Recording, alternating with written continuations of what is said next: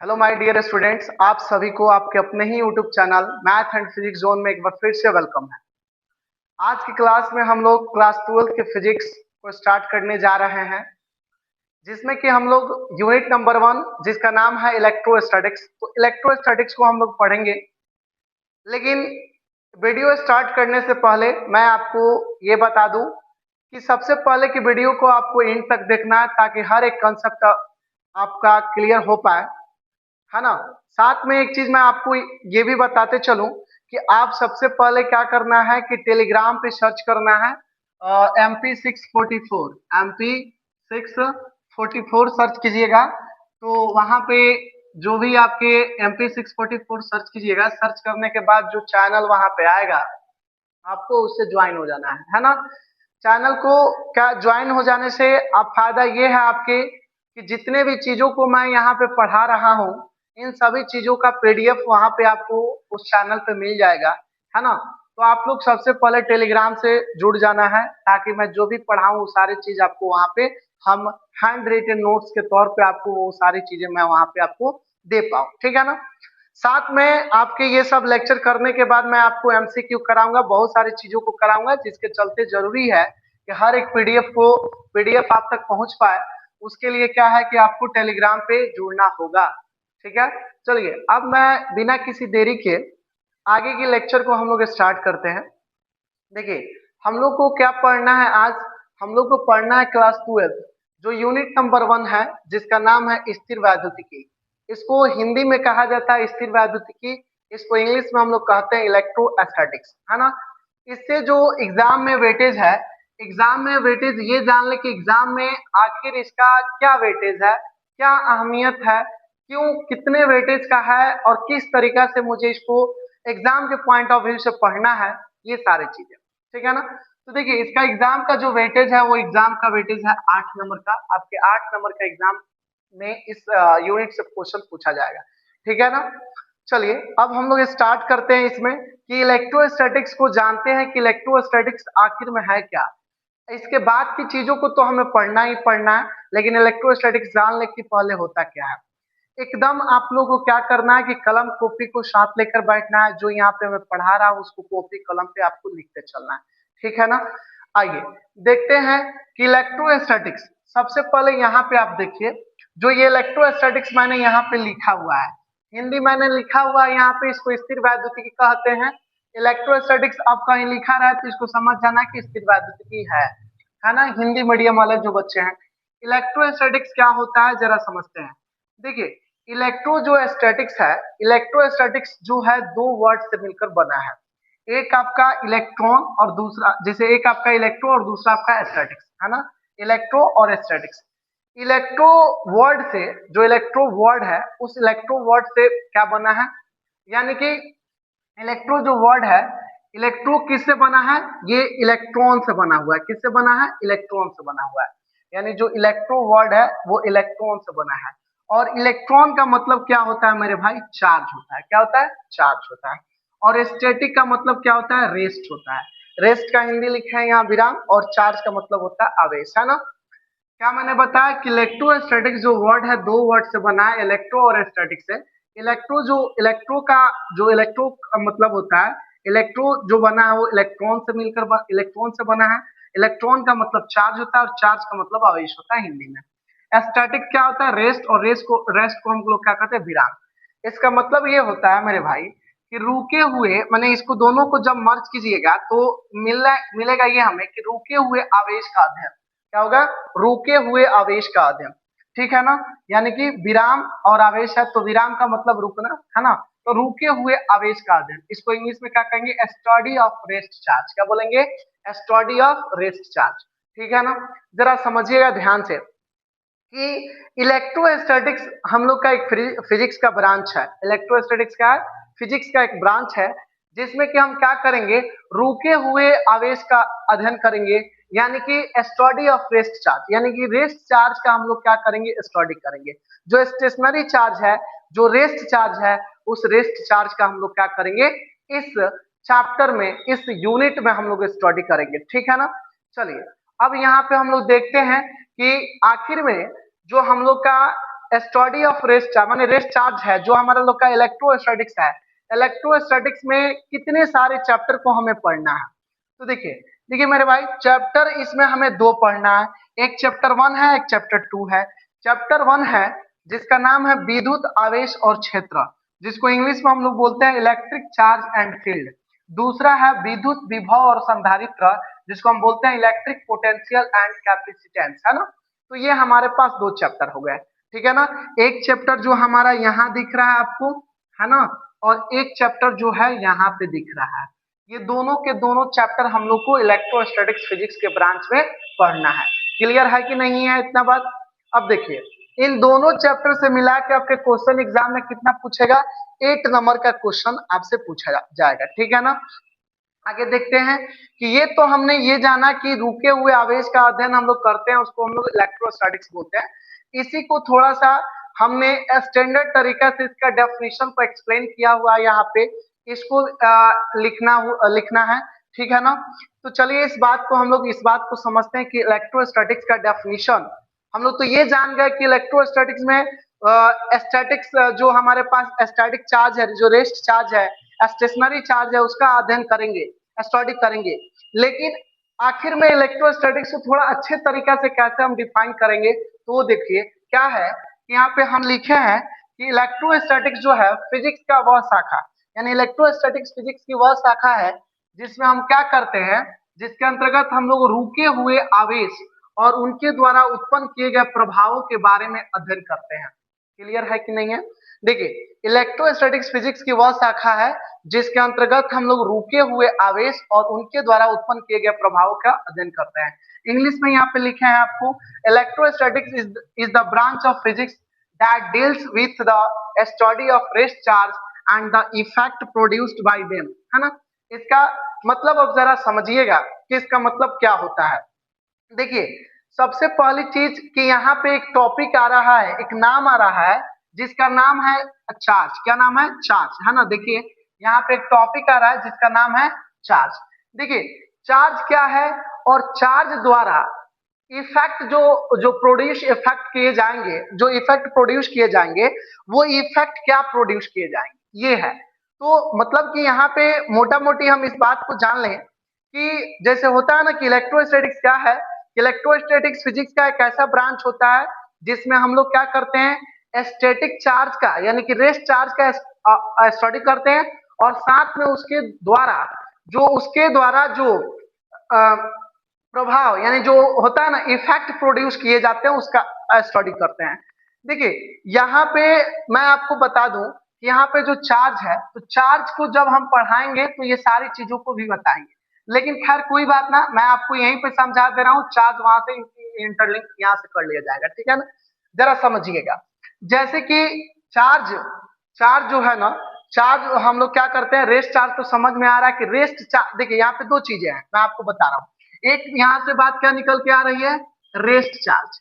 एक बात क्या निकल के, रेस्ट चार्ज। रेस्ट चार्ज का मतलब रुका हुआ आवेश, है ना। और एक बात आ रही है कि रेस्ट चार्ज द्वारा जो इफेक्ट प्रोड्यूस यानी इफेक्ट प्रोड्यूस बाय चार्ज, है ना। इफेक्ट प्रोड्यूस बाय है ना, produce by charge, effect produce by charge, ये दो चीजें आ रही हैं, है ना। और इन दोनों का स्टडी, है ना, इन दोनों का ही स्टडी क्या कहलाता है, इलेक्ट्रोस्टैटिक्स कहलाता है, ठीक है ना। आइए समझते हैं इस बात को। देखिए सबसे पहली चीज आप ये समझिए कि रेस्ट चार्ज का मतलब क्या होता है ना। ऐसे हम तो रेस्ट चार्ज कह रहे हैं, लेकिन रेस्ट चार्ज का मतलब क्या होता है। देखिए जब हम लोग क्या करते हैं कि रेस्ट चार्ज का मतलब आमतौर पर ऐसे समझ लीजिए कि रेस्ट चार्ज का मतलब ये होगा कि चार्ज क्या होगा, मूविंग नहीं करेगा, चार्ज रुका हुआ रहेगा, है ना। चार्ज क्या होगा, रुका हुआ रहेगा। और चार्ज जब काम कैसे करेगा, तो चार्ज को हम थोड़ा सा पिनकाएंगे, चिढ़ाएंगे, है ना, जिसके वजह से वो थोड़ा आपको क्या करने लगेगा, काम करने लगेगा थोड़े समय के लिए, ठीक है ना। तो उसको हम लोग रेस्ट चार्ज बोलते हैं। अब जरा समझिए रेस्ट चार्ज को प्रैक्टिकली हम लोग कैसे देख पाएंगे। तो प्रैक्टिकली देखने के लिए क्या करना है कि सबसे पहले आपने बचपन में जब स्कूल में हम लोग पढ़ते होंगे, तो वहां पे देखते होंगे अक्सर ये चीजों को। क्या करते थे हम लोग को, कलम हो गया, चाहे कॉम्ब हो गया, ऐसे बालों में बहुत ज्यादा देर तक ऐसे रगड़ते थे लोग, है ना। और रगड़ के क्या करते थे लोग, छोटे के जो होता है ना यहाँ पे, जो हम लोग क्या करते थे कि जो हमारा कॉम्ब होता था या कलम होता था, इसको हम लोग रब करते थे, है ना। रबिंग प्रोसेस द्वारा हम लोग क्या करते थे, रब करने के बाद यहाँ पे एक सरफेस पर हम लोग क्या करते थे, कागज के जो पेपर का छोटा छोटा टुकड़ा होता था, उस छोटे छोटे टुकड़े के पास ले जाते थे, और ले जाने के बाद ये देखते थे कि वो छोटा छोटा जो टुकड़ा था, इस यानी कि कॉम्ब हो गया या कलम जो था उसके पास आने लगता था, है ना। आने लगता था तो हम लोग समझते थे कि भाई ये जादू है ना। तो ये चीजें कैसे होती हैं, ये चीज को ध्यान से देखिएगा। जैसे जब हम लोग कॉम्ब हो गया या किसी भी चीज को जब हम लोग आपस में रब करते हैं, रब प्रोसेस द्वारा क्या होता है, रब प्रोसेस द्वारा क्या होता है कि अगले से क्या होता है, इलेक्ट्रॉन उठकर किसी जैसे मान लीजिए कि जो हम लोग को ऐसे भी समझिए कि जैसे मान लीजिए कि ये हमारे पास एक सपोज कि पीवीसी का एक पाइप हम ले लेते हैं ना, और पीवीसी की पाइप को लेकर सारी कहानी समझ में आ जाएगी। पीवीसी की पाइप ले लेते हैं और इसको एक कपड़े यानी कि क्लोथ से इसको हम क्या करते हैं, रब करते हैं। इसके जितने भी फ्री इलेक्ट्रॉन्स होंगे ना, इस पर आकर क्या हो जाएंगे, जम जाएंगे। क्या हो जाएंगे, जम जाएंगे, है ना। यानी कि यहाँ पे क्या होगा, इकट्ठा हो जाएंगे, है ना, एक्वायर हो जाएंगे। यहाँ पे एक इलेक्ट्रॉन का एक सागर तैयार हो जाएगा, इलेक्ट्रॉन का एक लेयर तैयार हो जाएगा, और ये चार्ज इस पर रुके हुए रहते हैं। ये चार्ज भागते नहीं है, क्योंकि इस पर कोई एक्सटर्नल चीज नहीं मिल पाती है, ये रुके हुए रहते हैं। और रुके हुए रहने के वजह से जब इसको हम किसी चीज के पास लेकर जाते हैं तो वो क्या करने लगता है, उसको अट्रैक्ट करने लगता है ना। ये चीजों को हम आपको बताएंगे, ये सारी चीजों को, है ना। तो उसी को बोलते हैं हम लोग रेस्ट चार्ज, है ना। अब देखिए इसके द्वारा इतनी बात समझ में आ गई, रेस्ट चार्ज क्या है। अब इसके द्वारा इफेक्ट प्रोड्यूस बाय चार्ज, माने इफेक्ट प्रोड्यूस बाय चार्ज क्या होता है ना, यानी चार्ज द्वारा क्या इफेक्ट प्रोड्यूस किए जाते हैं, इसको समझते हैं। कि जैसे मान लीजिए कि हमारा अर्थ है, तो हमारा अर्थ जो है हमारे ऊपर क्या फोर्स अप्लाई करता है, हमारे फोर्स अप्लाई करता है, जिसकी वजह से हम रुके हुए हैं, है ना। वजह क्या है कि देखिए अर्थ के पास क्या है कि एक बहुत बड़ा उसका क्या है, मास है, जिसके वजह से वो हमारे ऊपर क्या करता है, फोर्स अप्लाई करता है। तो देखिए कहने का मतलब ये हुआ कि जो ग्रेविटेशनल फोर्स अप्लाई होता है, कहीं ना कहीं किसी बॉडी में मास होता है, जिसके वजह से क्या होता है, फोर्स अप्लाई हो पाता है। तो यहां से एक चीज ये मिल रहा है कि अगर कोई भी बॉडी ग्रेविटेशनल फील्ड को, है ना, ग्रेविटेशनल फील्ड को क्या करना चाहती है कि वो अनुभव करना चाहती है, तो उसके लिए क्या जरूरी है, मास होना जरूरी है। और या फिर अगर मास उसके पास है तो वो ग्रेविटेशनल फील्ड जो है वो प्रोड्यूस भी कर सकती है ना। ये चीज हुआ। तो जरा समझिएगा कि ग्रेविटेशनल जो फील्ड के अलावे यानी कि गुरुत्वीय क्षेत्र के अलावे दो क्षेत्र हमारे पास और होते हैं, जिस क्षेत्र का नाम होता है इलेक्ट्रिक फील्ड और मैग्नेटिक फील्ड। क्या हमने आपको समझाया, हमने आपको ये समझाया कि अगर मान लीजिए कि कोई भी बॉडी है जिसके पास मास है, तो या मास है, अगर मास है तो उसके पास वो प्रॉपर्टीज होगी कि अगर वो किसी भी ग्रेविटेशनल फील्ड में है ना, ग्रेविटेशनल फील्ड में है, तो वो तो उसका क्या करेगा, अनुभव करेगा। या फिर अगर उसके पास ग्रेविटेशनल फील्ड नहीं है तो वो उसको क्या करेगा, प्रोड्यूस करेगा, है ना। यानी कि उसको क्या करेगा, वो उत्पन्न करेगा, जनरेट कर सकता है, ठीक है ना। सेम वैसे ही गुरुत्वीय क्षेत्र यानी ग्रेविटेशनल फील्ड के अलावे दो क्षेत्र और भी होते हैं, जिसका नाम होता है electric field and magnetic field, यानी कि विद्युत क्षेत्र और चुंबकीय क्षेत्र। अब जरा समझिएगा, देखिए कहानी ये नॉर्मल सा लिख दिया है कि इलेक्ट्रोस्टैटिक्स फिजिक्स का एक ऐसा ब्रांच है जिसमें हम लोग स्टैटिक्स रेस्ट चार्ज और उसके द्वारा उत्पन्न किए गए यानी जनरेट किए गए, है ना, ये इफेक्ट का हम लोग क्या करते हैं, स्टडी करते हैं। लेकिन ये दो बातों को जरूर समझना है कि रेस्ट चार्ज का मतलब जो कि मैंने समझाया, और इफेक्ट प्रोड्यूस बाय चार्ज क्या है, इसको समझा रहे हैं अभी। तो इन दोनों के मर्जिंग से ही हमारा ये बनता है, ये नहीं कि रट लेना है, सर जी बता दिए क्या इलेक्ट्रोस्टैटिक फिजिक्स का ऐसा ब्रांच है ना, जिसमें रेस्ट चार्ज और उसके द्वारा उत्पन्न किया गया जो इफेक्ट है उसको अध्ययन करते हैं। अब कोई पूछे बताओ रेस्ट चार्ज का मतलब क्या हुआ, रेस्ट चार्ज द्वारा जनरेट किया गया, प्रोड्यूस किया गया इफेक्ट क्या होता है, तब तो वहां पे हवा गुल, है ना। इस बात को समझना है हमें, तब जाके कंप्लीटली हम लोग ये डेफिनेशन बन पाएगा, ठीक है ना। तो देखिए इफेक्ट प्रोड्यूस बाय चार्ज का मतलब मैं बता रहा था कि मैग्नेटिक, ये ग्रेविटेशनल फील्ड के अलावा दो फील्ड और होता है जिसको हम मैग्नेटिक फील्ड और इलेक्ट्रिक फील्ड बोलते हैं। समझिए मैग्नेटिक फील्ड और इलेक्ट्रिक फील्ड क्या होता है। यहीं पे हम आपको समझा रहे हैं कि मैग्नेटिक फील्ड और इलेक्ट्रिक फील्ड क्या होता है, जरा यहाँ समझिएगा। जैसे मान लीजिए कि मैंने यहाँ पे एक ऐसा ये फील्ड लिया, जिस फील्ड का नाम है यहाँ पे मैं लिखता हूँ, ये फील्ड है इलेक्ट्रिक फील्ड। कौन सा फील्ड है? इलेक्ट्रिक या मैग्नेटिक फील्ड, इसको हमने नाम दिया electric field and magnetic field, हमने इसका नाम दे दिया, ठीक है ना। अब देखिए क्या है कि इसमें हम कोई न्यूट्रल न्यूट्रल न्यूट्रल चार्ज को, न्यूट्रल यानी कि अनावेशी जिसको बोलते हैं, न्यूट्रल चार्ज को मैंने इस फील्ड से गुजारा। जब फील्ड से गुजारेंगे तो ये सीधा निकल जाएगा मेरे भाई। क्यों निकल जाएगा? क्योंकि ये न्यूट्रल है, इस पर कोई चार्ज है ही नहीं है, तो यह इसके इफेक्ट को अनुभव नहीं कर पाएगा, एक्सपीरियंस नहीं कर पाएगा, है ना। तो ये क्या होगा, ये सीधे निकल जाएगा। लेकिन जैसे ही मैं इस पर कोई क्या करता हूं, कोई दूसरा एक चार्ज ले लेता हूं, जैसे मान लीजिए कि मैं कोई चार्ज ले लेता हूं और वो चार्ज पॉजिटिव नेगेटिव हो सकता है ना। जैसे मान लीजिए ये मैंने चार्ज ले लिया यहाँ पे, है ना। जैसे ही चार्ज लेंगे तो ये क्या करेगा, ये कुछ ऐसे इफेक्ट प्रोड्यूस करा रहा है ना। अब देखिए इसका मतलब क्या कि जैसे ही हम कोई चार्ज ले रहा है तो आप देख रहे हैं कि अपने रियल पाथ से डाइवर्ट हो जा रही है। वजह क्या है कि देखिए सबसे पहली चीज क्या, बात को समझिएगा कि यहाँ पे क्या हो रहा है कि ये तो सीधे निकल गए, ये बैंड हो जा रही है। वजह ये है कि ये चार्ज जब इस मैग्नेटिक फील्ड और इलेक्ट्रिक फील्ड से होकर गुजर रही है तो इस इलेक्ट्रिक फील्ड और मैग्नेटिक फील्ड को वो एक्सपीरियंस कर रही है, अनुभव कर रही है ना, अनुभव कर रही है।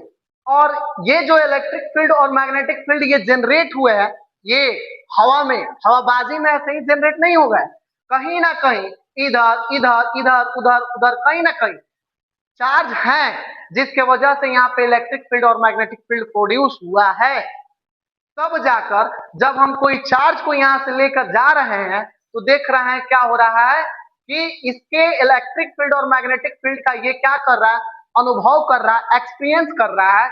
इसी चीज को, इसी प्रोसेस को हम लोग क्या बोलते हैं, इस सभी चीजों का स्टडी फिजिक्स के जिस ब्रांच में किया जाएगा उसी को इलेक्ट्रोस्टैटिक्स बोला जाता है। बोलिए, आर यू गेटिंग ना? इतनी बात आपको समझ में आई कि नहीं आई? इतनी बात आपको समझ में आई कि नहीं, जरा आप बताएंगे। सिंपल सी बात मैंने बोला मेरे भाई कि इलेक्ट्रोस्टैटिक्स क्या है।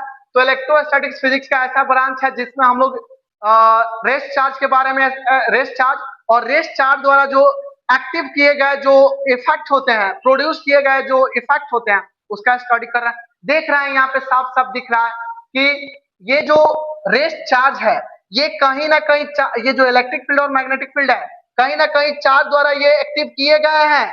और जब किसी चार्ज को यहाँ पे ले जाया जा रहा है तो उस मैग्नेटिक और इलेक्ट्रिक फील्ड का ये एक्सपीरियंस भी कर रहा है, इसी और ये एक्सपीरियंस भी कर रहा है। तो फिजिक्स के जिस ब्रांच में इसका स्टडी किया जाता है उसी को हम लोग बोलते हैं इलेक्ट्रोस्टैटिक्स। क्लियर है ना मेरे भाई? अब देखिए मैंने आपको काम बहुत ही आसान कर दिया कि इलेक्ट्रोस्टैटिक्स का डेफिनेशन मैंने आपको समझा दिया। और फायदा क्या होगा कि जब हम चार्ज बढ़ाएंगे ना तो ये सारी बातों को फिर से दोबारा मुझे बोलने की जरूरत नहीं पड़ेगी, क्योंकि ये चीजों को मैंने आपको यहाँ समझा दिया। क्लियर है? कुछ दो बातों के नोट है, कुछ नोट है, उस नोट्स को हम लोग पहले लिख लेते हैं और नोट्स लिखने के बाद आज के लेक्चर हम लोग इलेक्ट्रोस्टैटिक्स तक ही रहने देंगे, चार्ज को अगले क्लासेस में हम लोग पढ़ेंगे। तो चलिए इसको हम सबसे पहले रफ कर लेते हैं। आप इसका स्क्रीनशॉट ले लें, आप इसका स्क्रीनशॉट ले लेंगे। चलिए ध्यान से देखेंगे मेरे दोस्त नेक्स्ट स्लाइड की ओर। नेक्स्ट स्लाइड हमारा क्या कह रहा है? नेक्स्ट स्लाइड हमसे ये कहा जा रहा है कि जब हम लोग दो चीजों को आपस में रब करते हैं तो रब के द्वारा क्या होता है कि चार्ज जनरेट होता है, और इसी चीज को हम लोग क्या बोलते हैं, फ्रिक्शनल इलेक्ट्रिसिटी यानी घर्षण विद्युत बोला जाता है। ठीक है ना? जो कि अभी मैंने आपको समझाया था एग्जाम्पल के तहत, है ना, कि जैसे हम लोग कंब को, और जब हम या ये ऐसे समझिए जब हम लोग किसी पीवीसी पाइप हो गया और जब हम कपड़े को आपस में रगड़ते हैं तो रगड़ने के बाद क्या होता है, रब करने के बाद क्या होता है कि वहां से चार्ज जनरेट होते हैं, और इसी चार्ज जनरेट को हम लोग बोलते हैं फ्रिक्शनल इलेक्ट्रिसिटी यानी घर्षण विद्युत बोला जाता है। जो कि यहाँ पे लिखा गया है since charge are generated through friction, this phenomenon is also known as frictional electricity. Clear है ना? वही मैंने हिंदी में भी लिखा हुआ है कि आवेशों की उत्पत्ति जो होती है वो घर्षण के कारण होती है, फ्रिक्शन के कारण होता है, इस वजह से इसको हम लोग फ्रिक्शनल इलेक्ट्रिसिटी बोलते हैं। ठीक है ना? दूसरा नोट क्या है मेरे भाई? दूसरा नोट मैंने अभी आपको बताया कि जो चार्ज, जब हम दो चीजों को आपस में रब करते हैं, यानी रब करने के दौरान, यानी कहा जा रहा है कि घर्षण के कारण, यानी कि घर्षण के कारण वस्तु पर जो चार्ज उत्पन्न होता है, ऑब्जेक्ट पर जो चार्ज एक्टिव होते हैं, जनरेट होते हैं, वो चार्ज उस वस्तु पर क्या होता है? रुका रहता है ना? यानी कि जब हम लोग फ्रिक्शन कर रहे होते हैं तो फ्रिक्शन करने के दौरान जो चार्ज जनरेट होता है, जनरेट होने के बाद वो किसी एक ऑब्जेक्ट पर क्या होता है? रुका रहता है, जिस कारण इसको हम लोग क्या बोलते हैं? Static electricity. क्या बोलते हैं? Static electricity. वही बात को मैंने लिखा हुआ है ना, उसी बात को मैंने लिखा है, the charge generated on an object due to friction remain stationary या rest on that object for this reason, it is also called static electricity. इसी वजह से इसको हम लोग क्या बोलते हैं? स्टैटिक इलेक्ट्रिसिटी बोलते हैं। क्लियर है कि नहीं है? इलेक्ट्रिसिटी बताएंगे, जैसे कि इलेक्ट्रिसिटी जो होता है ना मेरे भाई, इलेक्ट्रिसिटी, ये जो इलेक्ट्रिसिटी दो तरह का होता है, एक आपका क्या हो जाएगा? स्टैटिक इलेक्ट्रिसिटी, स्टैटिक इलेक्ट्रिसिटी, और दूसरा आपका करंट इलेक्ट्रिसिटी, करंट इलेक्ट्रिसिटी, है ना? तो करंट इलेक्ट्रिसिटी में हमारे चार्ज क्या होंगे? मूव करेंगे। इसमें क्या है? स्टैटिक है, रुके हुए हैं चार्ज, है ना? तो वही अभी हम लोग इलेक्ट्रोस्टैटिक्स पढ़ा है ना जी, वही चीज है कि जब हम दो चीजों को आपस में रब कर रहे होते हैं तो उस पर चार्ज एक दूसरे पर जाके क्या होता है? रुका रहता है, इस वजह से इसको हम बोलते हैं स्टैटिक इलेक्ट्रिसिटी, है ना? और चूंकि जो हमारे पास चार्ज जो जनरेट होते हैं ये फ्रिक्शन की वजह से जनरेट होते हैं, इस वजह से इसको हम लोग बोलते हैं फ्रिक्शनल इलेक्ट्रिसिटी। ये जो दोनों नोट है मैंने आपको समझाया। बोलिए इसमें कोई दिक्कत हो तो आप जरूर कमेंट सेक्शन में बताएंगे। वीडियो कैसी लगी ये भी आप जरूर कमेंट सेक्शन में बताएंगे। और मैंने जो लिंक बोला, ये लिंक और भी सारे लिंक आपके जो जैसे इंस्टा का इंस्टा साइट हो गया आपका, फेसबुक हो गया, टेलीग्राम हो गया, यूट्यूब चैनल, ये सारी चीजों का लिंक मैं आपको डिस्क्रिप्शन में दे दूंगा, वहां से आपको ज्वाइन हो जाना है। वहां पे आपको सारी की सारी चीजों का हैंड रिटन नोट्स अवेलेबल हो जाएंगे टेलीग्राम पे, तो आप जल्दी ही टेलीग्राम चैनल को ज्वाइन हो जाए। और अब हम लोग यहाँ रहने देते हैं, फिर हम लोग नेक्स्ट सेशन की और अगले क्लास करेंगे। ठीक है, दैट्स ऑल।